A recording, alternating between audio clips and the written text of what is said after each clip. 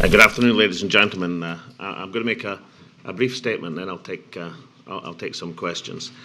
Let me say first that I am immensely proud of the campaign that Yes Scotland fought, and particularly of the 1.6 million voters who rallied to that cause. I'm also proud of the 85% turnout in the referendum and the remarkable response of the people of Scotland who participated in this great democratic constitutional debate, and of course the manner in which they conducted themselves. We have now the opportunity to hold Westminster's feet to the fire on the vow that they have made to devolve further meaningful power to Scotland. This places Scotland in a very strong position. I spoke to the Prime Minister today, and although he reiterated his intention to proceed as he has now outlined, he would not commit to a second reading vote by the 27th of March on a new Scotland bill. That was a clear promise laid out by Gordon Brown during the campaign. The Prime Minister says such a vote would be meaningless. I suspect he can't guarantee the support of his party. And as we have already seen in the last hour, the common front between Labour and Tory and Labour, is starting to break. But the real point is this. The real guardians of progress are no longer politicians at Westminster or even at Holyrood, but the energised activism of tens of thousands of people who I predict will refuse to meekly go back into the political shadows. For me right now, therefore, there is a decision as to who is best placed to lead this process forward. I believe that this is a new, exciting situation that's redolent with possibility. But in that situation, I think that party, parliament and country would benefit from new leadership. Therefore, I've told the National Secretary of the Scottish National Party that I shall not accept a nomination for leader at the annual conference in Perth on the 13th to the 15th of November. After the membership ballot, I'll stand down as First Minister to allow the new leader to be elected by due parliamentary process. Until then, I'll continue to serve as First Minister. After that, I shall continue to offer myself as member for the Scottish Parliament for Aberdeenshire East. It has been the privilege of my life to serve as First Minister.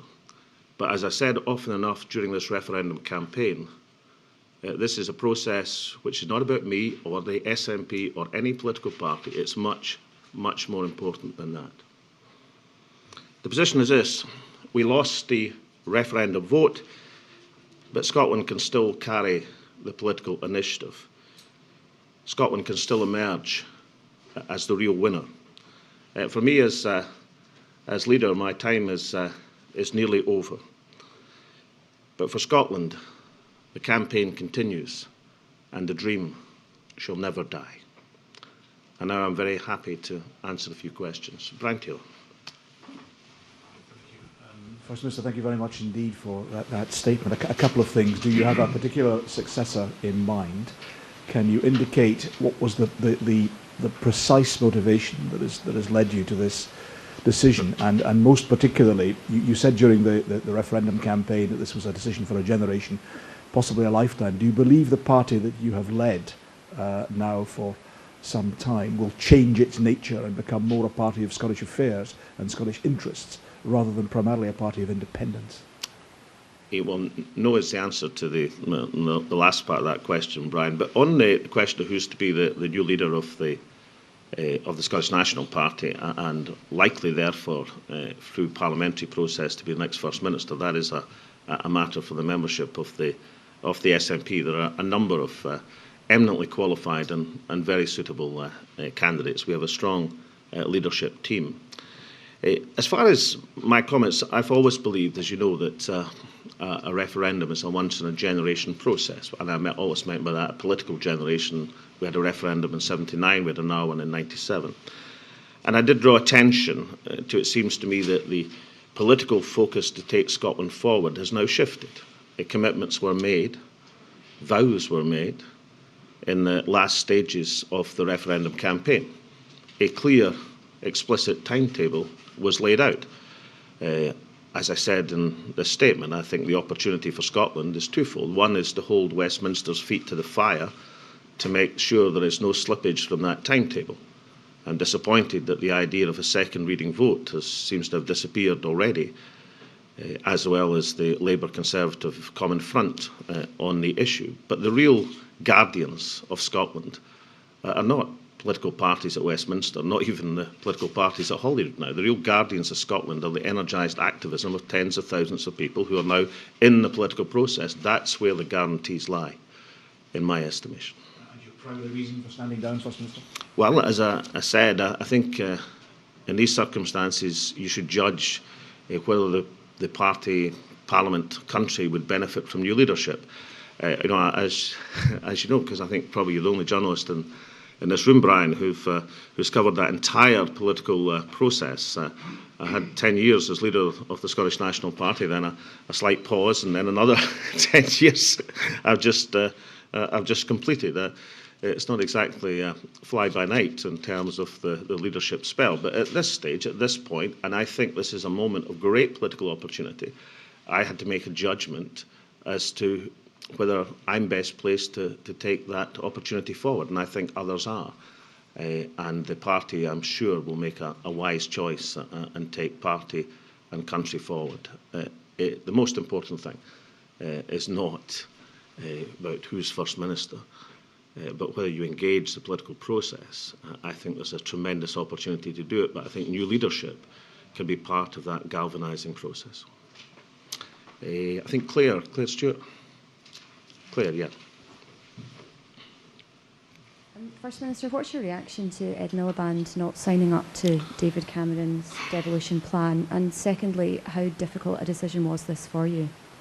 Well, I just make this commentary to people that when Ed Miliband and David Cameron came to Scotland a week past, I felt they lacked a degree of credibility in terms of the last-minute nature of the offer, the last-minute dash to Scotland in terms of political engagement. It was clear to me that, however, over the last 48 hours, because of the manner in which the vow was presented, that a number of people thought that it was so explicit and so clear and so definite that there could be no going back from it.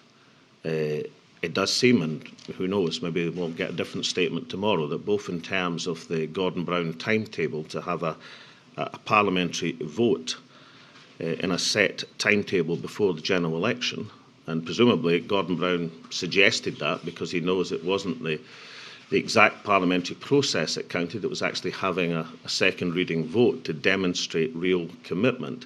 Both that and indeed the common front between the Prime Minister and the Leader of the Opposition, which seems so easy when people in Scotland were to be persuaded to vote no, now in the aftermath seems somewhat more difficult.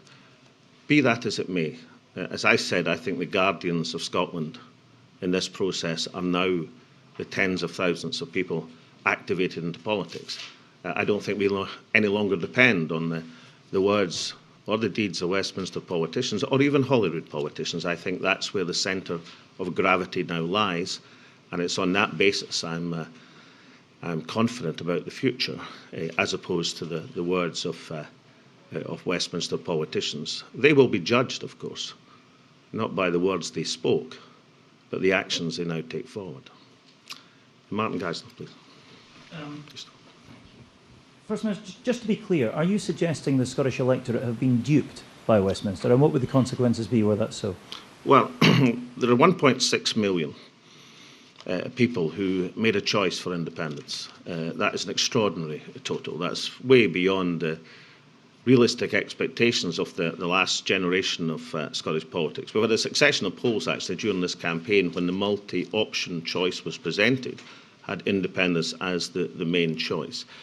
I think the 1.6 million will speak and speak loud if there is a retreat from the commitments that were made. But more than that, I think many of the 2 million people who weren't persuaded by the argument for Scottish independence, that many of them were persuaded that something else was about to be offered on a timetable, we were told, which was quicker and more certain than the process of independence negotiations. I imagine that these people in particular will be astonished by the early developments at Westminster, that the United Front, that the easy commitments are now starting to be withdrawn. Those of us who voted yes did so in a faith and belief in Scotland's future, but also a healthy scepticism of Westminster paper guarantees. Some of the people who voted no will be incandescent, I suspect, if they see slippage from a timetable clearly articulated only a few days ago. John. First Minister, you talk of energised activism, but energised activism unmarshalled, unled, may not go very far. No First Minister with obligations to the whole of Scotland can hope to become involved in that energised activism. Hence, will you become buried within it, or will you become the leader of it, and will you continue to toil for independence? Well, the First Minister, and therefore in respects the leader of the country, will be the person who Parliament chooses in the parliamentary process. I have no intention of retiring from Scottish politics. A large number of things that you're able to do when you're not First Minister and leader of a political party, which are nonetheless, I think, often useful.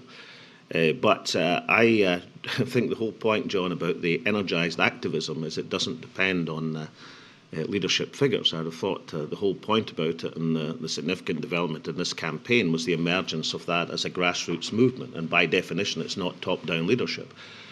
So therefore, not only will I not be the leader of that energised activism, by definition it doesn't come from a leadership aspect. But I want to be part of that campaign. I think it was fundamentally exciting. I think it was one of the underlying amazing stories of this political campaign. And I have to say, those who didn't see that huge story because they were concerned about some relatively peripheral, minor instance from either side on the corner of politics and missed this extraordinary development in this modern age of political activism on a scale which certainly Scotland has never seen. That is one of the underlying wonderful stories in the campaign. The question is, how does that rebalance Scottish politics? I think it's quite fundamental, and I think it lays challenges, particularly to Westminster, the ultimate top-down leadership process. I think it also lays challenges to Holyrood about how that activism can be engaged and encompassed within the sphere of Scottish politics. But it doesn't depend on a leader figure. I think that's one of the points, John. But will you continue to toil for independence? Don't toil, I think, sir. No, but I believed in Scottish independence all my political life. I continue to believe in Scottish independence. I shall do everything that I possibly can to contribute to that cause. But there are many more ways to do it than as leader of the Scottish National Party and First Minister of Scotland. I shall be a. In your lifetime? Oh yes, absolutely. I think the position that we're in now, Scotland is in now, is redolent with opportunity. If you regard it as a narrow political focus, which I don't think we should, then of course there's a great opportunity for the SNP and indeed the other yes forces. But I am more interested in the opportunity that lies ahead for Scotland. I think the situation is redolent with opportunity and political progress for the country. Peter.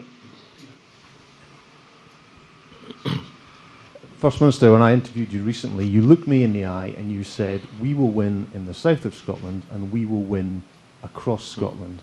Now, you've lost by a margin of 10 percentage points. That's a very, very big margin. It seems to me here you're blaming the Westminster forces. Do you not take some personal responsibility for this defeat? Well, I'll now look you straight in the eye, Peter, and say that I think 45% of the vote and 1.6 million votes is a remarkable political development. And if you'd been interviewing me a few months ago, in fact, I think you were, you certainly didn't believe or forecast that to be the case. I know this absolutely because I saw you say it on television a few hours ago, Peter. In terms of personal responsibility, well, look, I don't think there's any more assured way to take whatever responsibility I have for that in the decision that I've just made. Any mistakes that were made in this campaign were mine. I was leader of the campaign. Nobody else is responsible. I think, however, that a balanced judgment would tell you that this campaign went a long way in a very reasonable short space of time in the last few months to delivering on that ambition for Scotland. But in terms of no campaign is ever perfect, of course it's not. And whatever mistakes were made are mine and mine alone. Please. David Clegg from the Daily Record. As a member of the SNP, who do you plan to support for your replacement as leader? Well, there's a number of conventions in politics. There's a number of conventions in politics I've broken. Shall I vow on this, you think, David? You can vow, pledge, promise. But can I say one of the conventions I think is entirely appropriate in a membership ballot and a pure democracy like the SNP leadership contest with one person, one vote. I think it's rather incumbent on the outgoing leader not to attempt to nominate that process. The whole point about it is that everybody in that process, like everybody in this referendum, has one vote, just like everyone else. So I won't be presuming to instruct the Scottish National Party. They are well able. I think the leadership judgments, in the main part, especially when they voted for me, the SNP have been pretty good, and the members of the SNP, I think, are well able to make that judgment without any guidance from the outgoing leader. Young lady. Thank you. First Minister, we're obviously in a situation, excuse me, where with the process of further devolution starting soon, time is of the essence. How quickly could your successor be appointed? My successor should be in place at the time of the SNP annual conference in Perth in the 13th to 15th November. And the parliamentary vote, which the proper process of becoming First Minister, it would then likely be the next week. The parliamentary timetable is not a matter for me as the presiding officer would immediately remind us, but nonetheless that would be the likelihood mid-November in terms of new First Minister. Any leadership campaign, incidentally, is an energising process for political parties, and I see no reason whatsoever that the SNP wouldn't want to engage in that. And indeed, all politics doesn't stop because you're having a leadership contest. On the contrary, a leadership contest helps to crystallise the different ways ahead. Now, for me, and I've made some observations, there seems to me a very clear priority for Scotland and indeed a political opportunity for Scotland. But I'm sure that will develop and emerge as the SNP leadership contest moves forward. Andy. I should have said, actually, I think you've been through that entire process along with Brian Taylor. So I beg your pardon. Can you talk us through in a little more detail what your conversation was with the Prime Minister, how you raised the matter of the deadline for the second reading and what his response was to that? Well, I congratulated the Prime Minister on, because he is de facto the leader of the No campaign, I congratulated him on his success in the campaign. He'd kindly, through the civil service, sent me a note of what he had in mind to say. There were a number of aspects that I found quite satisfactory. But when I asked the Prime Minister, because I was interested to know if the Gordon Brown timetable, which he endorsed, of course, of the 27th of March, to have a vote on a Scotland bill, then the Prime Minister's response was to say, well, that is a meaningless process because, of course, it would be overtaken by the UK general election. I probably think Gordon Brown knew that when he put forward the 27th of March. I think I assume what he was trying to do was to say, look, there'll be a vote in the House of Commons which will indicate the support for such a proposal. My suspicion is, and the Prime Minister most certainly didn't tell me this aspect, that there is some doubt in the Prime Minister's mind about carrying his own backbenches, therefore a reluctance to have a vote. But I think people in Scotland would be astonished and outraged, particularly those who voted no in this prospectus, if we now find out that we are moving back from the clearly enunciated vow of the joint endeavour of the major Westminster parties to move forward on a timetable clearly set out as within 24 hours become a non-joint endeavour and a parliamentary vote that may never actually happen. Now, I don't think that is going to be satisfactory to Scotland, and I think that the guarantee that we look for lies in that energised activism of the Scottish people. I think they are the guardians of Scotland. Please. Tom Peterkin, the Scotsman. You talk about this energised campaign, but do you not concede that there are a large number of people in our country who have felt deeply uneasy about the prospect of not remaining within the UK? Well, Tom, I obviously accept that 55% of the country voted against independence and 45% voted for it. What I disagree with people about is the description of that. I mean, certainly that is a political, a balanced judgment on either side, but it's not the same thing as a fight or an argument. I mean, I see no sign in Scotland today, despite the obvious disappointment of the Yes campaign and the success of the No campaign, and I see no sign of the divided country that some people were forecasting. 99% of people in Scotland know we have elections to have a result and have referendums, and felt this process of having a referendum and having the ability to choose as a fundamentally invigorating process. And of course, if you have elections or referendum, then one of the aspects is you're prepared to accept the result, as I did on behalf of the Yes campaign this morning. What's been the matter, Tom, with Scottish politics? It's not that we've had elections and accepted the result, that we've had elections for the better part of the last 59 years in which I've been alive, when the result that was declared wasn't the one that we voted for. So therefore, I mean, when you have an election, when you have a contest, then people accept the result. And so, yes, it's the Yes campaign who obviously are disappointed that we didn't win. But the Yes campaign, I declare, has accepted the result and, of course, are prepared and willing to engage under the Edinburgh Agreement in terms of not just accepting that result, but moving forward in the best interests of Scotland and the rest of the United Kingdom. The words I've had today have come about because, even quicker than I suspected, part of the vow seems to have been unvowed in a remarkably short period of time. Colin. Many of your friends and party members will be really upset today anyway. Aren't you just adding to that by resigning to, or announcing your resignation today? And how do you feel about that for them?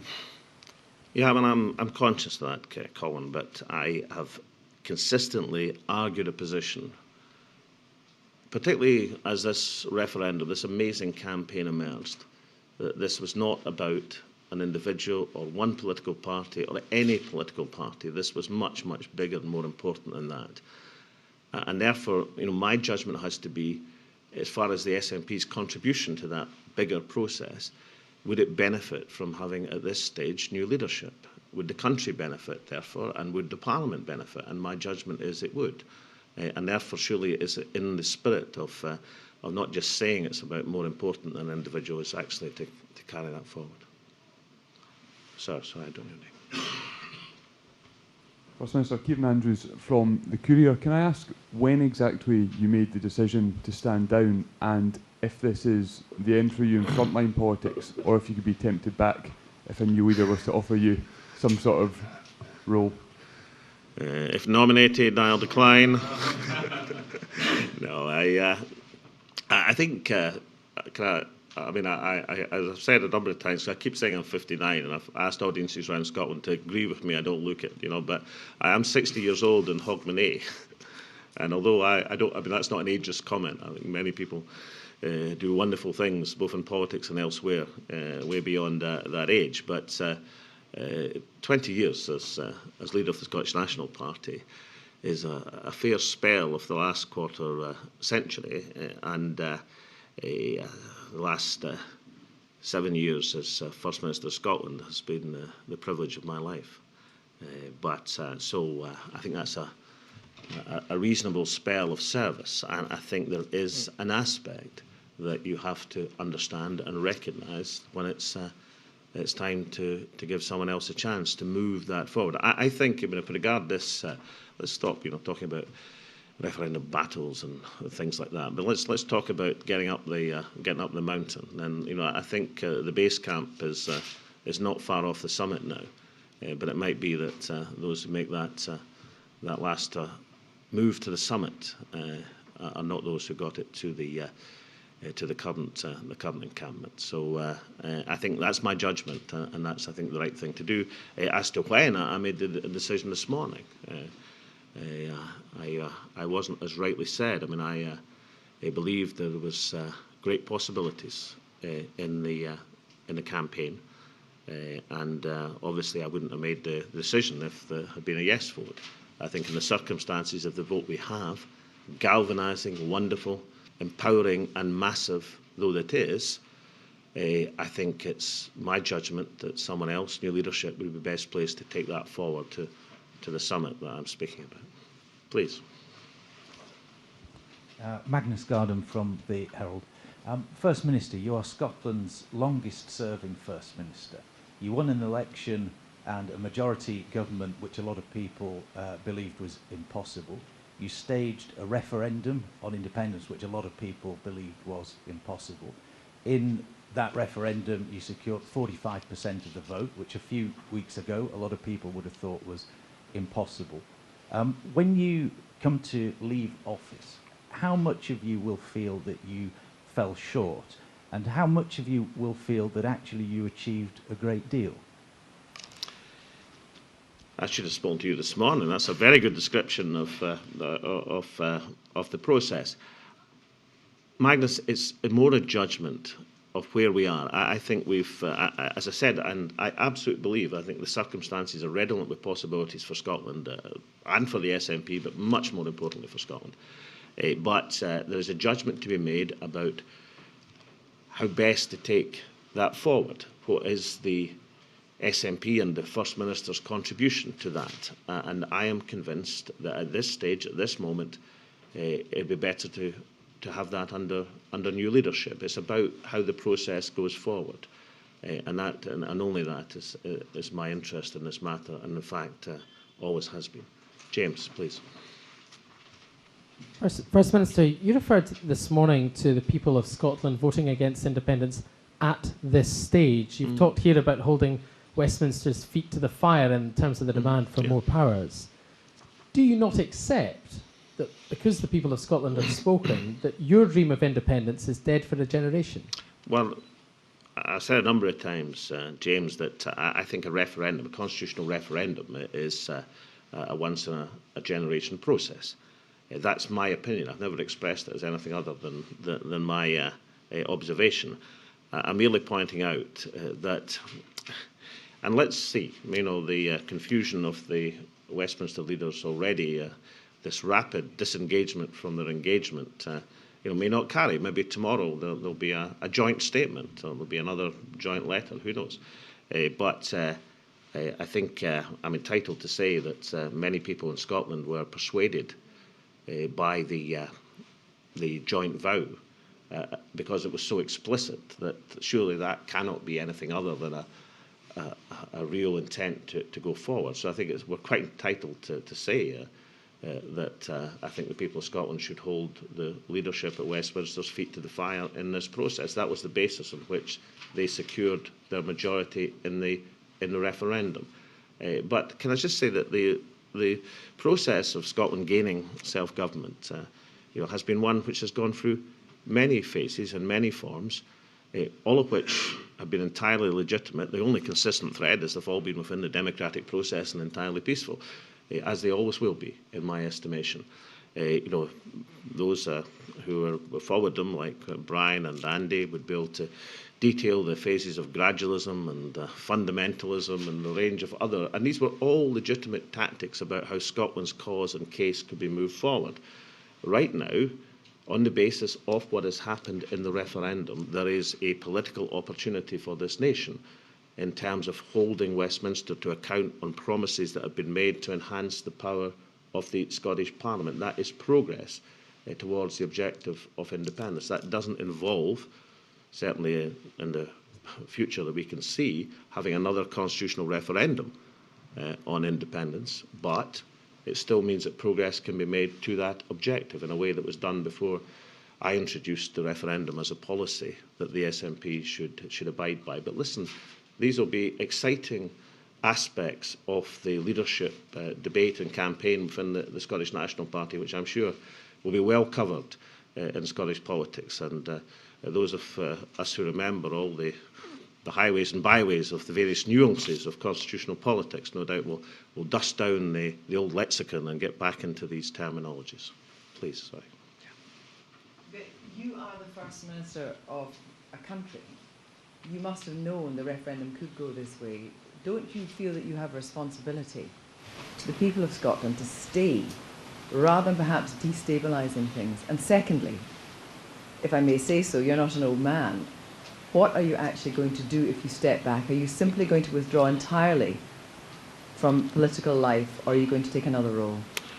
Well, I'm not going to withdraw entirely from political life. If the people of Aberdeenshire East wish to elect me, I'll be a candidate. I intend to be a candidate in the next Scottish elections. I'm not withdrawing, retiring from political life. I've never been one, incidentally, who've criticised people who've continued to put themselves forward to election. I've occasionally criticised those people who suddenly, when they demit office, think that's the be-all and end-all of politics. I'm delighted, Kirsty, that you have identified that indeed I am not an old man, and I heartily endorse your observation on the matter.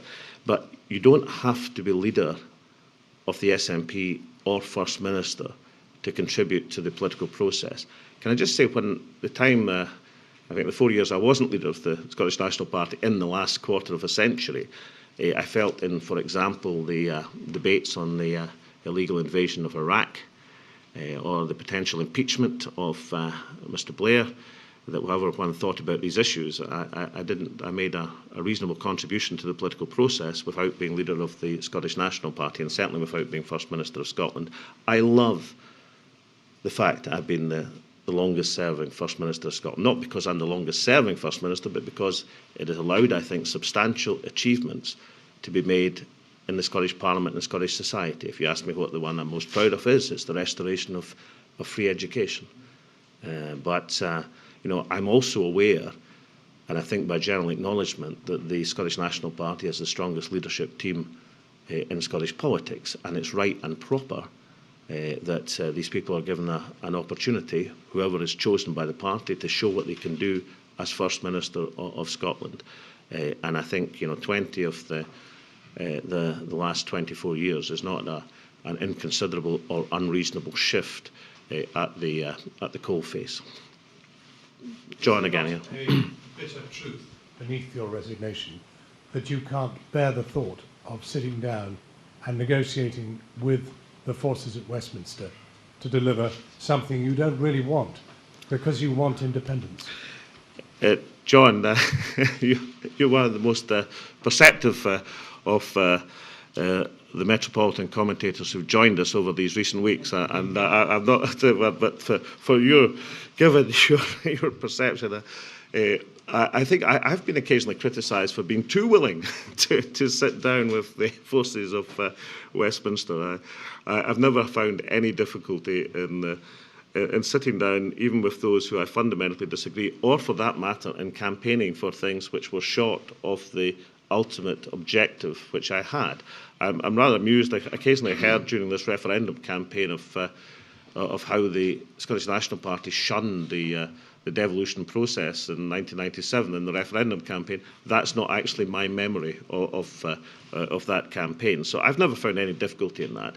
I've always believed that, which is what made me a gradualist in SNP terms, that it was important for Scotland to take the opportunity when it presented itself to move things forward in terms of additional powers for the Parliament, not for the sake of the Parliament having the powers, but so the Parliament could demonstrate by having the powers that they could demonstrate the competence and ability that people would like to see from a Parliament to judge it capable of running an independent country. Now, I accept we haven't won that majority in a referendum, but there's a clear demonstration that many, many people in Scotland, more than ever before, are now fundamentally convinced by that argument. Brian Taylor.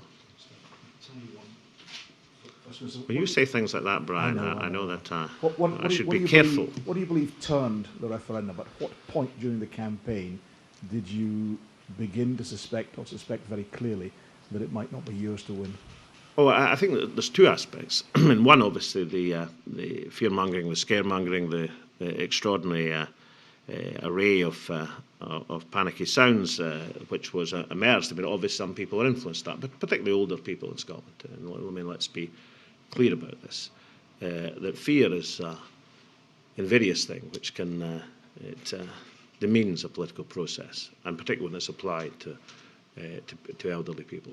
So that was a key aspect. But I think actually what won the campaign for no was the offer of something else. Because the fundamental weakness of the no campaign, not just over the last a couple of months, but over the last couple of years, has been their total, absolute, complete inability to put forward a positive prospectus or case. And therefore, when one is presented, even with 24 hours to go, in a way which people look, and many people, without your long studying of politics and my long practicing and looking at how these things have been extracted like teeth from Westminster over the last generation, will look at that and say, surely that is a vow. I think that was. And when you hear from the doorstep, but you know, the phrase, but aren't we going to win anyway? You know, we'll either get independence or we'll get, then of course there is a suspicion that many people began to believe that something substantial was about to be offered for Scotland. Now, that's what happened in my estimation, but where we are now is to make sure that vows and promises and commitments which are offered are realised. If they aren't realised, then I suspect there'll be a bitter harvest, not for the people of Scotland, a bitter harvest for those who engaged in that. Now, they have time not to do that, of course. They have time to change tack and represent the United Front and the United Timetable and the votes to indicate their bona fides on the matter. Kirsty, yeah. Do you think, though, that what has happened now, in the way where we are now, represents a kind of high watermark of nationalism as practiced by the SNP, and what has come out of this will maybe be a new political movement, a new party? Jim Sillars has talked about this, that actually now there has been such an engagement through the referendum, and you know, the Labour Party has not delivered for Scotland. You now cannot deliver independence in that way, that actually there'll be a new movement. Well, certainly a high watermark, Kirsty, of that there is no doubt whatsoever. I've seen, I think, 3 polls in this campaign which have shown independence as the lead option. There have been 1 or 2 polls which have shown independence as a lead in a binary choice. Not very many over the last generation of Scottish politics. I can't think and remember of any which showed independence as the lead option, even over, in one case, something which wasn't on offer, the Devil Max or real economic powers. So I think that's a significant high watermark. Do I think there's opportunities for the Scottish National Party as well as... yes, I do. I think from SNP, in terms of its organisation and its position, is in a great position politically in terms of moving forward on that agenda. But do I think that's the most important thing? I've never thought that was the most important thing. And you know what?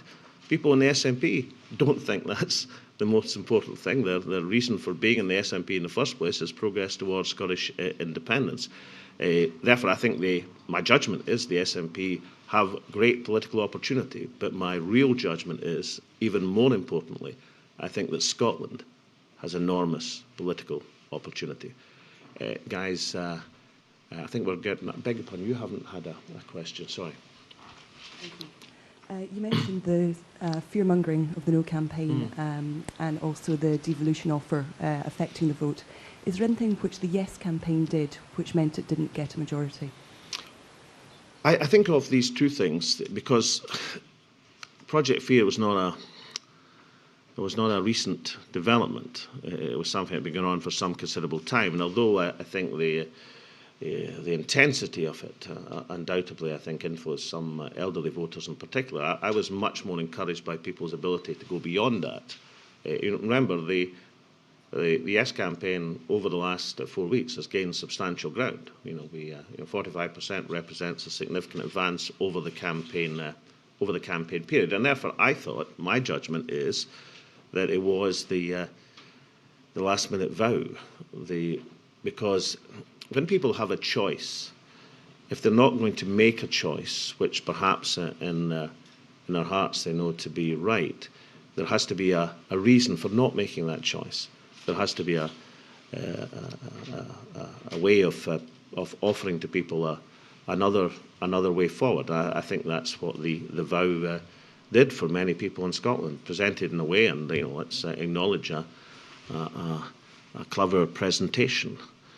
That I think it gave people that reason for not making the choice which many people wanted to make. Now, none of this takes away from the fact that as someone I saw today said, look, if we'd been talking 2 months ago, 45%, 1.6 million votes would have been seen as a fantastic triumph. I mean, the only disappointment that the Yes campaign are engaged in today is disappointment relative to where we could have been perhaps a week ago. And therefore, as opposed to where we thought we would be perhaps 2 months ago, for most people in the Yes campaign at least. So I think that last-minute offer was fundamental, and therefore I think it is fundamental that Scotland ensures. And people here, whether it's the Yes campaign or whether it's people in the No campaign, this isn't actually a campaign point at all. I don't know if the Prime Minister or Mr Miliband truly understands this point. We'll see over the coming days of how people will feel if these commitments and the timetable are not followed absolutely to the letter that was spelt out.